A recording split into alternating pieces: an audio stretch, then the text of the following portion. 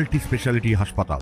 মেঘবেলা লাইভে আপনার পছন্দের টিভি চ্যানেলস সম্পূর্ণ বিনামূল্যে শুধুমাত্র মেঘবেলা ব্রডব্যান্ডের কানেকশনের সঙ্গে। মেঘবেলা ব্রডব্যান্ড, বাংলার ঘরে ঘরে। জামাই ষষ্ঠীর সকালে নদিয়ার কৃষ্ণগঞ্জে এক মহিলার ক্ষতবিক্ষত মৃতদেহ উদ্ধার ঘিরে চাঞ্চল্য ছড়ায় গোটা এলাকায়। ঘটনাটি ঘটেছে মাঝদিয়া বানপুর গেদে রাজ্য সড়কে টুঙ্গি রেলগেট সংলগ্ন এলাকায় রবিবার সকাল 7টা নাগাদ। সীমান্ত এলাকার এক পাট ক্ষেতের পাশে রক্তাক্ত অবস্থায় পড়ে থাকতে দেখা যায় এক মহিলাকে। স্থানীয়রা খবর দিলে ঘটনাস্থলে পৌঁছায় কৃষ্ণগঞ্জ থানার পুলিশ। উদ্ধার করা হয় মৃতদেহটি। মহিলার হাতে মুক্তি লেখা থাকায় পরিচয় শনাক্তের চেষ্টা চলছে। পুলিশ মৃতদেহের পাশ থেকে একটি মোবাইল ফোন ও একটি ব্যাগও উদ্ধার করেছে। দেহে একাধিক ছুরির আঘাত, প্রাথমিকভাবে নৃশংস খুনের আশঙ্কা। দেখলাম এখানে একটা অজ্ঞাত মহিলা মার্ডার হয়ে পড়েছিল, তার গলা কাটা অবস্থায়।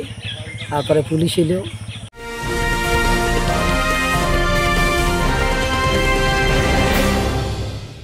উত্তর 24 পরগনা ও তার আশপাশের এলাকার মানুষের সেবায় ক্যাথ ল্যাবের মতো অত্যাধুনিক সুবিধা নিয়ে পরিষেবায় ব্রতী সারদা মাল্টি স্পেশালিটি হাসপাতাল।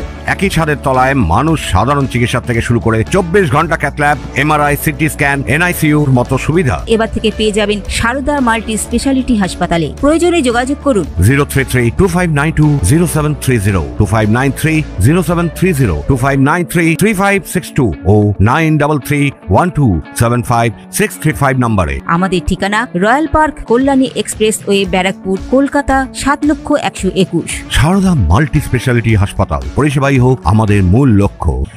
এসে দেখলো, দেখার পরে পুলিশ তদন্ত করে নিয়ে গেল। কাছে একটা ফোন পেয়েছে, ওই লাশের পাশে একটা ফোন ছিল আর হাতে মুক্তি বলে নাম লেখা ছিল। ঘটনা ঘটেছে সকালবেলা, আমরা সবাই বলছে এখানে একটা মানুষ মার্ডার হয়েছে। এসে দেখি থানাও এসেছিলো, কৃষ্ণগঞ্জ থানা।